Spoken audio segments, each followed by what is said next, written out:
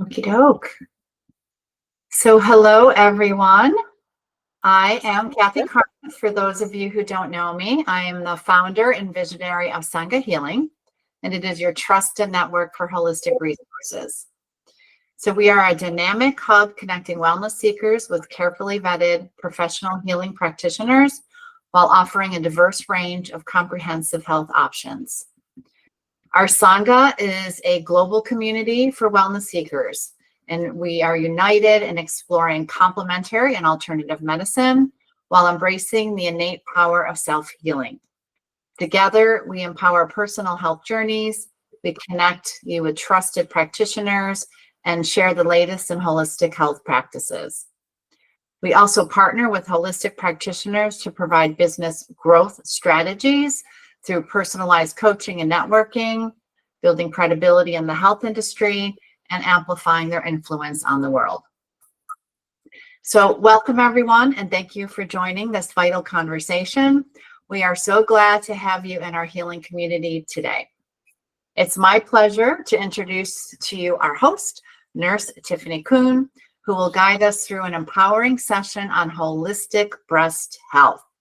With a unique and powerful background that combines 10 years of nursing with 25 years of experience in holistic healthcare, Nurse Tiffany's mission is to empower and educate women and others with trusted knowledge. Today, she will help us explore the deep connections between our bodies, minds, and emotions, providing guidance on self-care, perimenopause, and creating a proactive, informed approach to our well-being. I personally was led to Tiffany about 16 years ago when I was dealing with breast health challenges, and I continue to use the wonderful self-care techniques she shared with me. So I'm very pleased to be with Tiffany today, and let's give her a warm welcome. Take it away, Tiffany. Thank you. Thank you all so much for having me here. My name is Nurse Tiffany. I work with Prime IV Hydration and Wellness. So we do IV vitamin hydration. We do bioidentical hormones as well as weight loss peptides. But before I became a nurse, I had a holistic healthcare practice for 25 years. So I've done a lot of education and a lot of different parts in the areas, emotions of the body previous to becoming a nurse. And one of my specialties was breast health.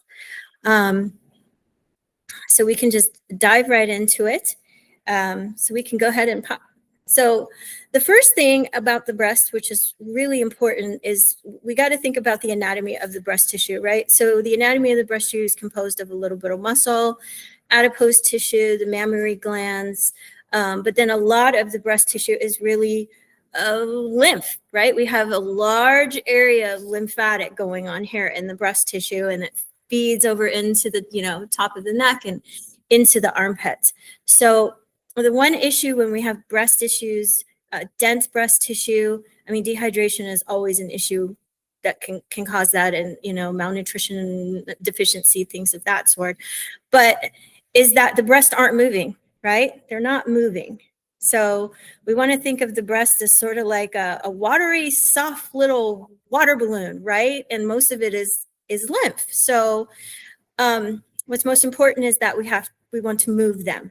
We want to engage with them. We want to talk to them. We want to find ways where we can connect with them. And one of the best ways to do that for people is the breast self-examination, because we can do that ourselves every single month. We can do it in our bed. I always say do it in the shower, because then you can do your breast health in the shower. And a lot of people will go to their gynecologist or their primary care to do a breast exam when we have the ability to do a breast exam ourselves, right? So what I do find is a lot of women, we tend to sort of pack up our breasts and sort of leave them there, and we don't really visit them. We don't talk to them. We don't move them. We just, put them in our bra, pack them up, and that's about it. So I feel like teaching maybe our clients, if you have a client base, your patients, for ourselves, teaching them how to do a self breast examination is a really great fundamental way for them to start to get to know their breasts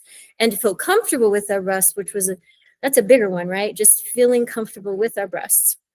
feeling comfortable with just being a female sometimes is where we got to start, and then we could start working on the breasts themselves. But so if you see here, it's a nice little different kinds of ways that you can do your breast exam. And I always encourage people to do it when they're in the shower, because the things I'm going to show you moving forward, you can do in the shower also. So it just makes sense to do it all in the shower.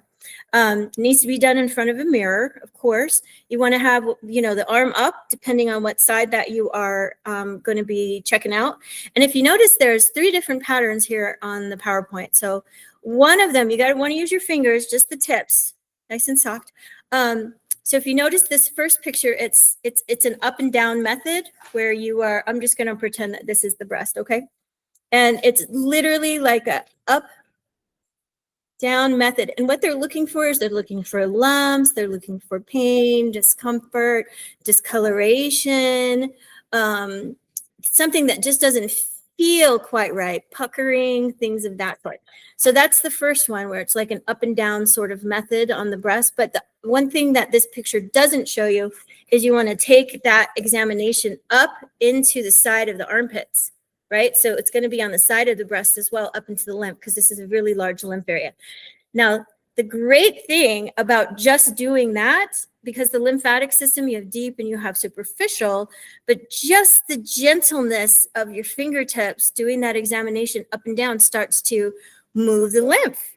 So you'll notice that, like, if the breast tissue feels a little firm when you start doing your exam and then it tends to soften up, that's normal, because you're actually moving the lymph at the same time. You're kind of cleaning out the water bags, so to speak.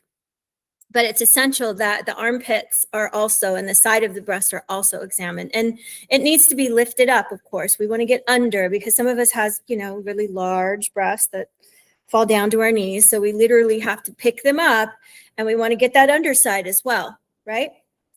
So that's the first one. And then if you notice, the second one is like a wedge.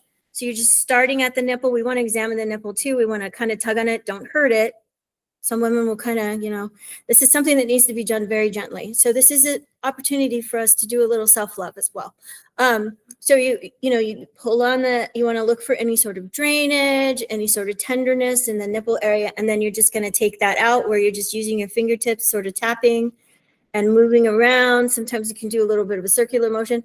It's important that people are gentle when they do this, so they don't hurt their breasts, because they're very tender. They're sensitive little creatures, right? And if you notice on the third one, that would be a circular, where you start with the nipple, you want to tug on it, gently tug on it. I always emphasize that. And then moving around in like a spiral motion all the way out. But what's most important is we go all the way out to the armpit, the side of the breast, and up into the armpit. Very important, because, you could find a lump in the lymphatic areas in the armpit. So it's very important to do that. And then it just tells you what to look for, the skin dimpling, textures. What's really important is that when I educate women, I say this is meant to be very gentle, right? And sometimes you want to make sure that we're encouraging them just to get to know the breast tissue before they start making any determination about anything, especially on their first self-exam, because they're going to feel things that they've never felt, because they've never really gotten in and gotten to know the tissue of the breast, right? So it's like not crying wolf on your first exam. Like, you want to do it once a month. They recommend that you do it, if you're not menstruating, just do it once a month. If you are menstruating, 2 to 3 days after your period has finished, right? Because the tissue goes back down into its I would say, natural form. They're not swollen from your menstrual cycle and things like that. So any questions on the self breast exam at all? Yep. Okay, we could go to the next one. Okay, so this is great. So the reason why I say do the breast exam in the bathroom, or have, encourage people to do that when they're in the shower, is because then you can go in and you can do your dry brushing. You can use, like a body scrub on the breasts and things like that, because that's another way just to kind of clean the breast out. So Kathy, if you want to, and we're just going to watch a small piece of this. Can you hear it? Let's make sure you can hear it.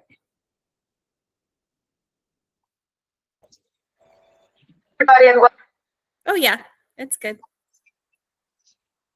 So I encourage this in the bathroom. I've got my little brush here in the shower. So I guess you can at least watch the best way to do dry brushing on the breast, if you can't hear it. If you notice, she's got a much nicer brush than mine, but you want it something soft, not too coarse, but soft so you don't, hurt the tissue, the breast tissue.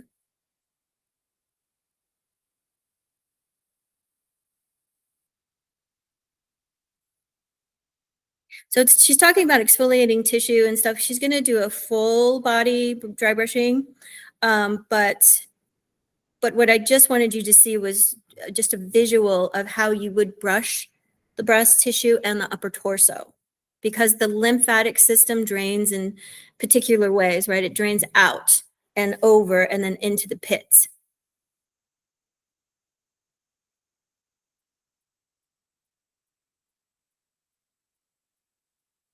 Might be able to fast forward that a little. It's kind of like a little lagging on my side, but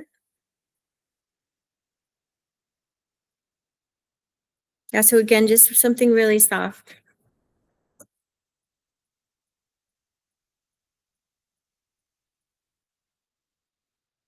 Now, what she's doing here is dry, right? So there's no anything on the skin, but I highly recommend, like, you could do it in the shower with soap on your brush. It's just the same strokes, right? Or you can use like a body scrub in your hands and it would just be the same strokes. So hopefully she's almost there. Oh, got a little.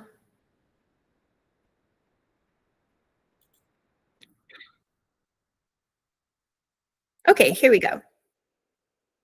And she's going to stay clothed and everything. So if you notice, she's pumping her pits first. So when you dump the lymphatic system, you've got to open the ports so that they can dump. And the armpit is one of the largest ports of lymph. So if you notice, she's opening that up first. Like in a circular motion. Sometimes I say use your fist and just gently get in there and move around. And that just gets the lymph open. It's almost like, you don't want to push a bunch of lymphatic fluid into a space if it doesn't have the ability to dump. So you dump from the furthest parts. And if you notice, she's brushing out towards the pit now.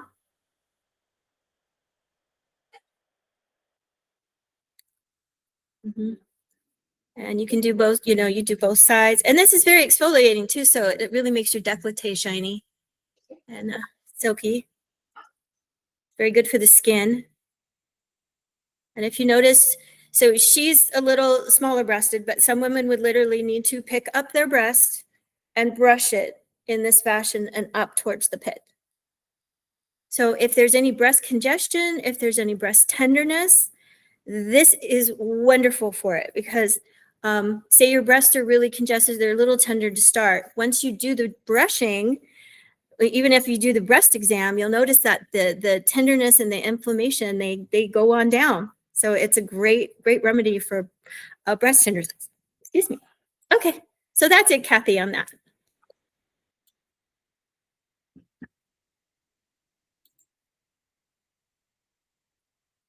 Yeah, that was that too. Okay, so another great one for breast tissue, because a lot of women do have breast dense tissue, like fibrocystic breast tissue, dense breast tissue, things of that sort. The one reason why women tend to have really dense tissue is because they're being held up in a bra all day, compressed against the chest with no movement. It's almost like your breast tissue can't breathe, right? So it gets congested. It gets really congested. It gets a little thicker, right? Where what they really need is they need the ability to, be free, and they need time out of the bra, and they need to be moved, just like, doing the breast exam will help move them, right? And then the dry brushing will help move them. But if you do have a propensity for fibrocystic breast tissue, the best thing, or if you found or were diagnosed and there was a lump that was found, whether it be benign or malignant, doesn't matter. Castor packs are going to be great for all of that. And you literally are going to do a castor pack on your breast tissue. I was going to think about putting up the recipe, but I'll just go over it with you. So castor packs you can buy at Sprouts. They tend to come with like a wool sort of flannel cloth, and it comes with castor oil. And on that bag, actually on the back, we'll give you the instructions on how to do a castor pack. You can do a castor pack. It's a warm castor pack. You can do it in any area of your body. So if you are dealing with issues, if you have, congestion in the breast tissue, I find you have congestion everywhere. So you might have some constipation. So castor packing your bowels, like your large and your small intestine, are fantastic too. You can do the castor pack on any area of the body that has pain, inflammation, or congestion. But for purposes of this class, it would be for the breast tissue. So when I first took this class, 30 years ago, the lady who taught it, she had she was diagnosed with breast cancer. It was a small lump, but what she did is she religiously did castor packs twice a day for, I think, a series of 30 days, and it was completely dissipated. But if you have tender breast tissue, fibrocystic tissue, just breast congestion in general, the castor pack is great. So you just basically saturate the flannel sheet or the wool sheet with castor oil. You get it wet, you place it on your breast tissue, and then you add a wet towel over it so that the breast can steam, right? Nice little steam. And then you have your hot pack on top, and you do that for about 20 minutes. And it's great. And it will help you sleep too. So if you are going to do a castor pack on the breast tissue or the bowel, I highly recommend you do it before you go to bed, because it's going to help you sleep. But you can look up the recipe. It's all over the internet. It's super simple. Castor oil is extremely messy, but it's so effective, extremely effective as a topical treatment, especially for the breast, especially. Okay. Yeah, I'd like to jump in for a second too. So Tiffany actually taught me how to do this again many, many years ago. And since then, I've also learned more about castor oil in general. So there are some like castor oils that are better than others, right? They're not all treated equal. So, with the notes that I send out, I'll give you guys some other information on, organic castor oil that I use, and it's in a glass bottle, not a plastic bottle. So definitely I found, again, that there are some castor oils that are much better than others. Yeah, and I agree with you. It could be like the way that they're pressed and the way that they're stored. I 100% agree with you. Yeah, you want a good product. Okay, this is fun. So I want to talk about bras. So I know a lot of ladies in, perimenopause, menopause, even younger women that are very well endowed in their chest. So, their goal is just to keep them secure, keep them in check, so to speak, right? So they will wear 2 bras maybe all day long just to keep them nice, and so they're not bouncing around, right? But in actuality, we really, really want those sisters. I like to call them sisters. They need to move. They need to bounce around. They need to be free, right? Even if they're hanging to your knees, they still need to be free, right? So there's some bras are better than others. There was a lot of studies that came out that the underwire bra, if you notice that pretty little pink one, it's pretty.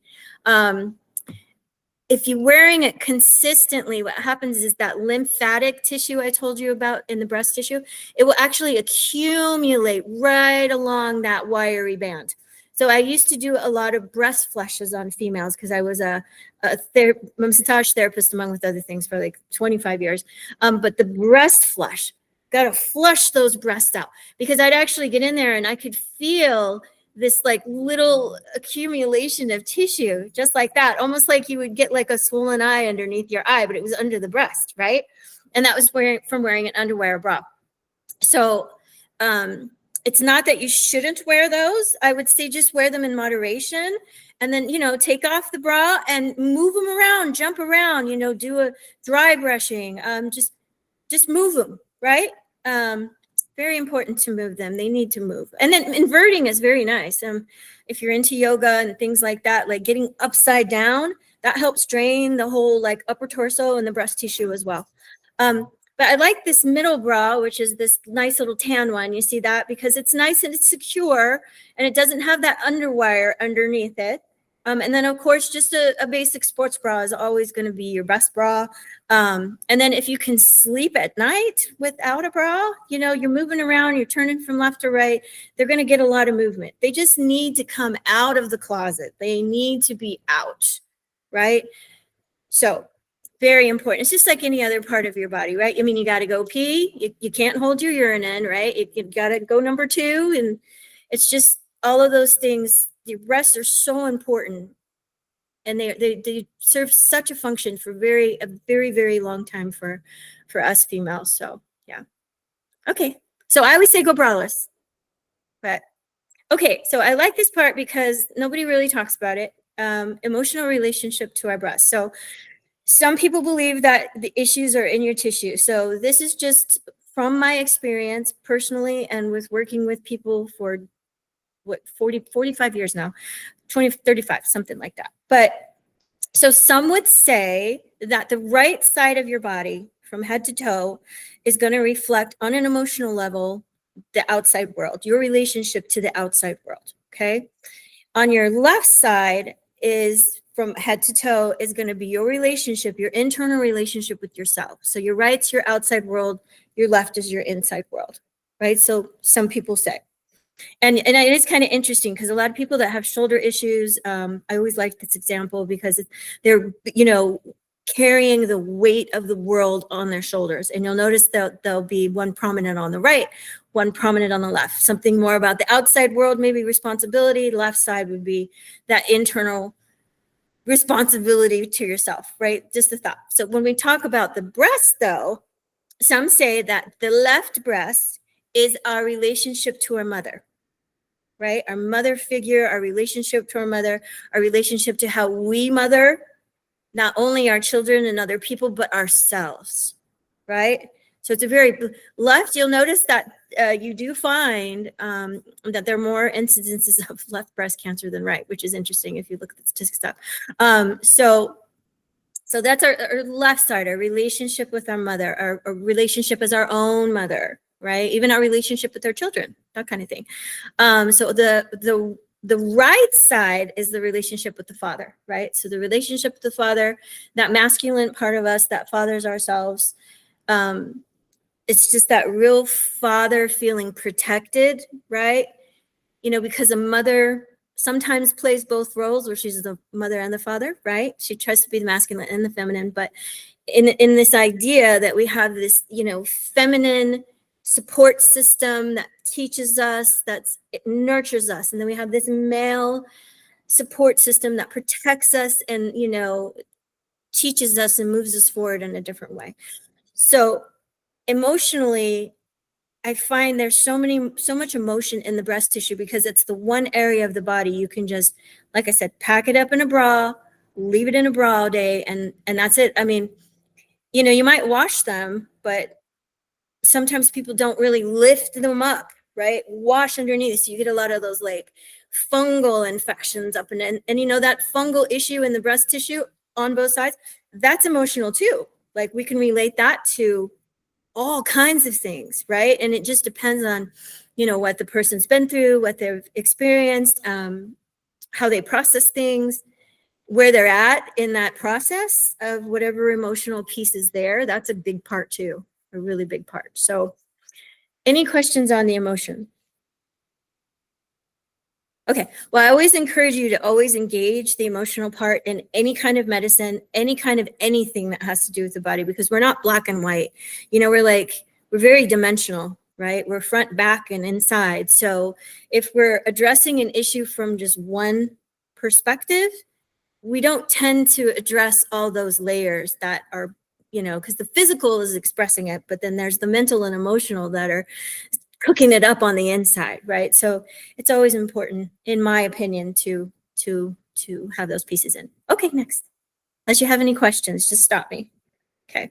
So I do specialize in perimenopause and menopause. We do bioidentical hormones, which are bioidentical, right? So they're not a synthetic form. They're from wild yams, and they're based in a fluid of jojoba oil.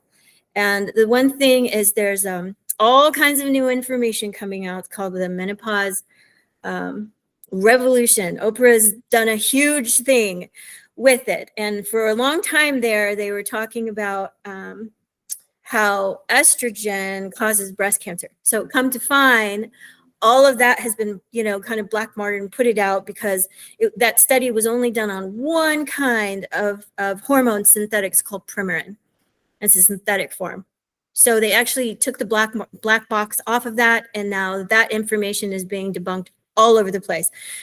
So truly, what women need when they start going into their perimenopause and that menopause state is to find some sort of bioidentical hormone therapy that's going to support them into their later years, right? So when our estrogen levels go down, our progesterone and our testosterone goes down, and women have, testosterone too, what's going to happen is the breasts do tend to get a little more dense, right? You're going to find more benign lumps, but if you're not doing your self-exam more often, you're not going to know if that's new or if that's just been there and that's just kind of part of your composition, right? So that's important. Cystic formations, and that can be all the way up into the armpits and on the sides, right along the sides of the breasts as well. Decreased muscle mass, which we're aware of. They start kind of, they start falling down a little bit. We got to pick them back up, and loose tissue. Now, estrogen for women, every single cell in the body has estrogen receptors, every single cell. So our breast tissue does, our brain does, our bones do, our cardiovascular system, our skin, right? So on an appropriate dose, estrogen is good for every single system. It's very protective to females as we age. It prevents strokes. It prevents osteoporosis. It prevents skin cancer. It prevents cognitive decline. It prevents all kinds of things. So I just wanted to put a little food for thought in your ear in regards to bioidentical hormone replacement. Very different than just hormone replacement therapy. And bioidentical hormone replacement is also available to men. Don't put them on estrogen, but it's the same for men. And men do go through menopause. It's called andropause. Andropause. I always say it wrong. I had to look up that word because, I'm a female, so I could educate myself. But yeah, so we do offer the bioidentical hormone replacement. So if you reach out to me, we do a free consultation for men or women, go over everything, answer all your questions, give you as much education as possible, and find the best solution specific to you. It is definitely overseen by a medical director, overseeing them, and it helps. It helps a lot. So I'm 51 right now, and it took me a long time to make my mind up about it, but I did do that. But that being said, I still take care of my breast. I took my first breast health class when I was 20 years old, and there was all these older ladies around, right? And some of them had, unilateral or bilateral mastectomies, and it was just the most empowering class because we actually all, did our breast health right there in the classroom. It was great. But without having that knowledge at that young of an age, I really feel like that would have been very different for me because we're really not taught how to drive our bodies as females or drive our bodies at all in traditional medicine, right? So me learning that and creating that relationship with my breast tissue and just being a female at that age for me was very empowering. And it's never too late. It's never too late. But it is like this introductory part where you get to know them and you start to, like, they need to move. You become friends with them. I mean, you can name them, talk to them. I highly recommend talking to them. And I know that sounds kind of weird, but they're very much alive and a part of you. So if you have any questions, I'm open to that. And that's really all the content I have for today. And thank you. Thank you for coming. Great. Does anybody have any questions about anything that Tiffany covered? Any topics you want to bring up to the group? Can I just ask, with the hormonal therapy, do you start with doing labs and then just kind of see where markers are? Yeah, so we source this from a company called Bright Live, and they create that they produce the hormones. They do it a little bit differently because it was something that I experienced myself where I was put on too much, even though I had done my labs, and I had some really bad adverse effects. And like, say if you get a pellet, right? Pellets in there, you can't do much with it, right? If it's too much, too little, you just got to wait for 30 days. But so the way they do it is it's topical, and they start all women out. They don't do labs on women until 4 months later. They start all women out and men on a really low dose of all three hormones: testosterone with DHEA, the progesterone, and then the it's called estradiol and estradiol mixed together. It's called bias. So they start everybody out on a really low dose, and then every single week you titrate up until you start experiencing symptom relief. And once you're at that symptom relief, then that's going to be your level at that point. And then they'll do labs just to confirm that everything is, safe and right in the right place for you, because you can take too much hormones and you don't want to do that. So that's how the ones we distribute work, and they're topical. So you just, rub them on your skin. It's very supportive. It comes with this app. So it's every single day it's reminding you, and it's asking you how much you took, and it's letting you know how much you need to take of each of the hormones and what time you optimally that you should be taking them. So that's a really good question. Really good question. But if you've had your labs done, we're happy for you to submit the labs, and then we just upload that into your profile, and then the medical director will go over those with you if you have questions and things like that. Okay. Thank you. Thank you, Shelby. Any other questions? I guess I could ask as well. I'm 58, and I really haven't had, I know I'm in menopause, but I really haven't had many symptoms at all. Seeing my mom, when we were younger, going through, she really didn't have many symptoms either. She was, more on the emotional side of things, but times when you see, women going through, that huge flush of heat, and the redness just coming up from their neck into their face, right? That's just incredible. But and night sweats and just all of that. But I've never had any of that. So does everybody need to have take a hormone replacement? Well, this is what I always ask, because perimenopausal symptoms and menopausal symptoms are very different for every single woman. So for instance, one female, she was having emotional ups and downs, but she did get hot flashes. She'd have these horrible cold flashes, right? And another woman, she's in her, she's like in her 60s, and she's like, I've never had any, issues. And I said, well, have you had a bone density scan? And she said, well, I'd be willing to go and do that. Ended up, she did the bone density scan, and she's got osteoporosis and osteopenia, right? That's not hot flashes, but that does show you that she's definitely in menopause, and her estrogen, testosterone, and progesterone levels were low, right? So especially estrogen, it's bone protective, right? It's not going to necessarily reverse osteoporosis, but it will definitely prevent it from accelerating once you get on that like steady level for yourself. But yeah, I always say, even though you're not having symptoms, just get your levels, especially where you're at. I would at least go in and get that bone density scan, get your vitamin D levels checked, and just see if they do a hormone panel on you. Because everyone is different. Sorry, go ahead. No, that's it. I was going to say, I have a naturopath that I see. So between her and my doctor, I don't know, I get better information from my naturopath. She's more inclined to, checking all of those levels. And I just saw her actually last week. My doctor, on the other hand, isn't willing to give me a bone density. I'm in Canada. He's not willing to give me any bone density testing until, I don't know, I think I'm 65, which is very frustrating, because I've asked him, to do that. But because of our healthcare plan up here, he only covers what, they say that he can cover. So I think I'm going to have to talk. Well, I know my naturopath wants me to have a bone density so she can start, seeing, I guess there's a starter, to see where I'm at right now, right? Right. Instead of waiting until I'm 65. So have those markers right now. Yeah, but the doctor is just a bit, I don't know, frustrating for me. No, I can understand that.